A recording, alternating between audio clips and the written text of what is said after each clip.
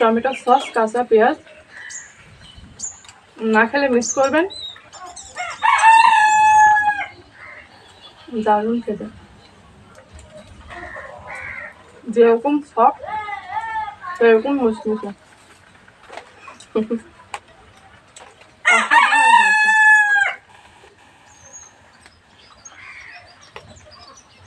একবার বানাবেন অবশ্যই।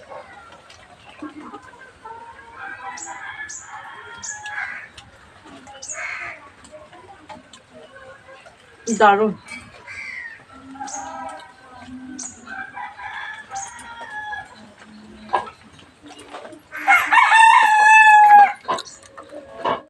নমস্কার বন্ধুরা, কেমন আছেন সবাই? আশা করছি অনেক ভালো আছে। যে যেখান থেকে আজকের ভিডিওটা দেখছেন সবাইকে অনেক ধন্যবাদ জানিয়ে শুরু করছি আজকের নতুন রেসিপি। অবশ্য নতুন কিনা জানি না, আমি বানাবো আজ পাউরুটি দিয়ে রোল। এই রেসিপিটা যদি আপনারা দেখে থাকেন তাহলে হঠাৎ করে কোনো অতিথি আসলে শুধু শুধু পাউরুটি না দিয়ে ঘরে যদি এরকম পাউরুটি থাকে তাহলে চটজলদি একটা নাস্তা বানিয়ে দিতে পারবেন, বা বিকালে চায়ের সাথেও খেতে পারবেন।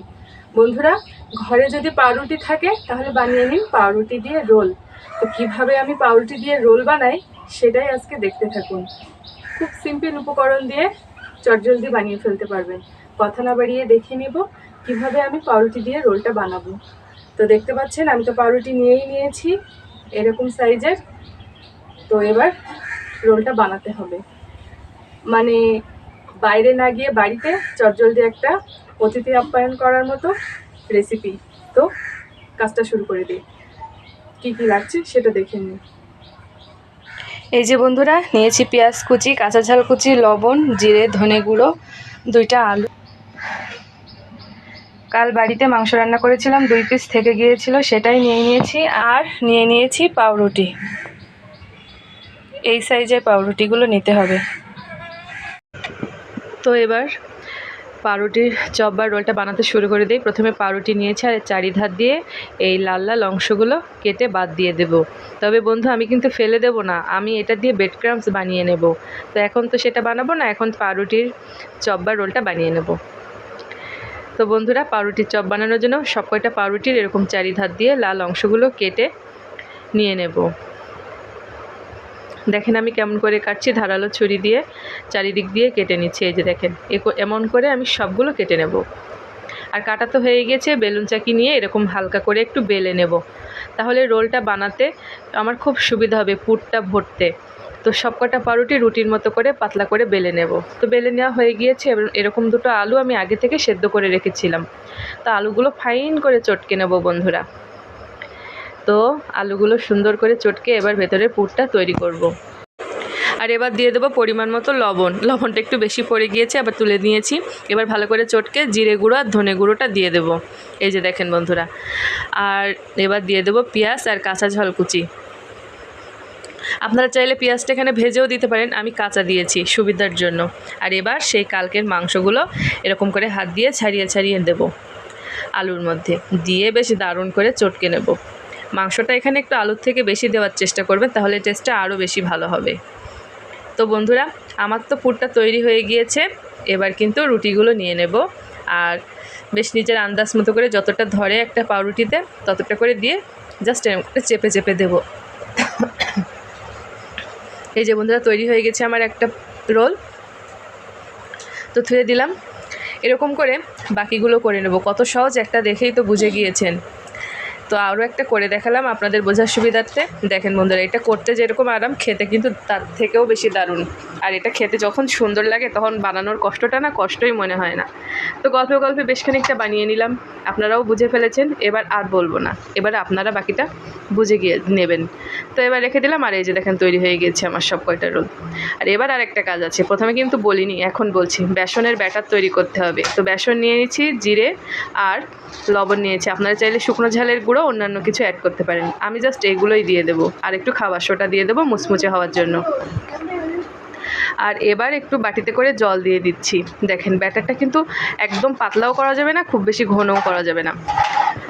বেশ সুন্দর করে একটা ব্যাটার তৈরি করতে হবে, আর এরকম করে হাত দিয়ে ফেটিয়ে নিতে হবে। তো বেশ ভালো করে ফেটিয়ে নিলে আপনার ওপরটা বেশ ভালো মুচমুচে হবে। তাই দেখেন আমি ফেটাতে ফেটাতে একদম হালকা করে ফেলেছি। আর খুব সুন্দর করে বেশি সময় নিয়ে ফেটাবেন। আর আমি একটু হলুদ গুঁড়ো দিয়ে দেবো বন্ধুরা। আর ঘনত্বটা তো দেখেই বুঝতে পারছেন কেমন ঘনত্ব করেছি। এরকম করেই কিন্তু করবেন ব্যাটারটা। আর মশলা চাইলে কম বেশি করে অ্যাড করতে পারেন।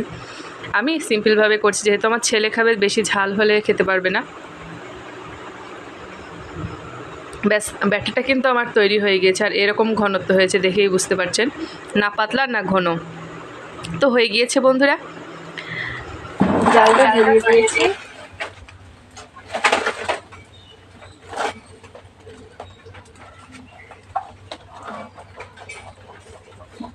কড়াইটা বসিয়ে দেব, রোলগুলো ভেজে নেব।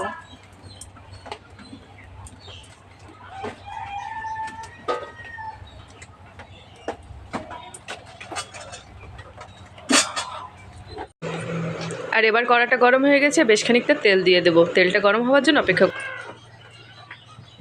বন্ধুরা, তেলটা কিন্তু ভালো মতো গরম হয়ে গিয়েছে। আর আমি যে ব্যাটারটা করেছিলাম সেটা কিন্তু এরকম।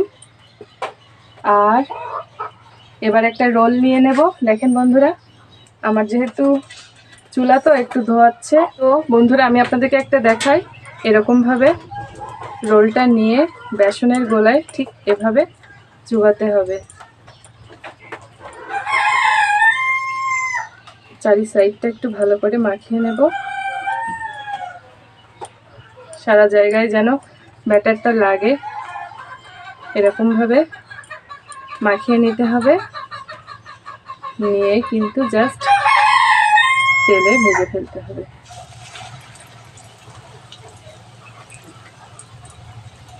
এই যে দেখেন বন্ধুরা, আমার কিন্তু একটা দেওয়া হয়ে গিয়েছে।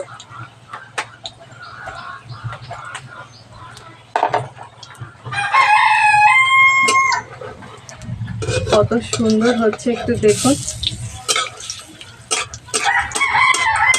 তেলটা দিয়ে একটু এরকম করে দিলে উল্টাতে সুবিধা হবে।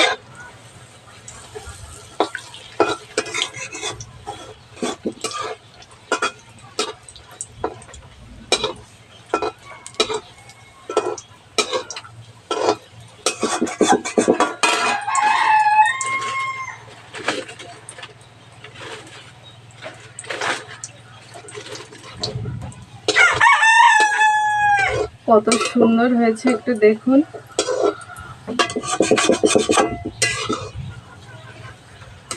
বেশ কড়া করে ভাজতে হবে।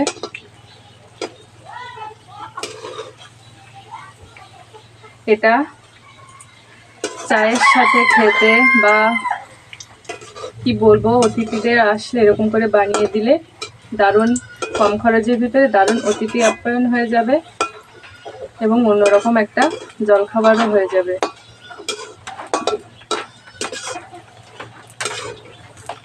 এটা ভাজতে খুব সময় লাগবে না বন্ধুরা।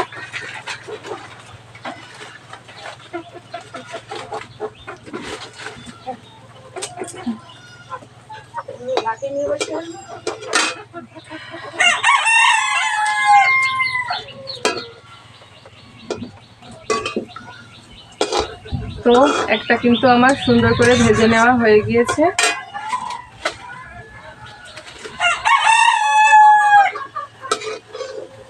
এবার আমি এটা তুলে নেব, ভালো করে তেল ঝরিয়ে তুলে নেব।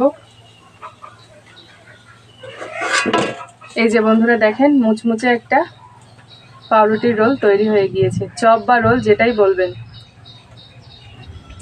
এই যে বন্ধুরা, ব্যাটারে আবারও গুলিয়ে নিচ্ছি। গুলিয়ে নিলে হবে না, এর গায়ে মাখিয়ে মাখিয়ে জাস্ট তেলে করে এবার ছেড়ে দেব।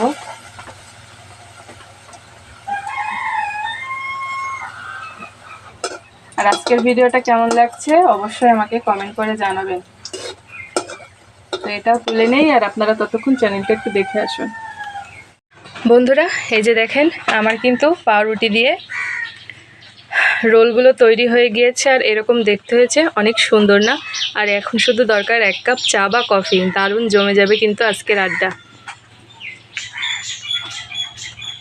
বিকালে চায়ের সাথে জল খাবার, অতিথি আপ্যায়ন, ঘরে থাকা পাউরুটি আর সিম্পল উপকরণ দিয়ে বেশ দারুণ একটা পাউরুটির রোল তৈরি হয়ে গেল,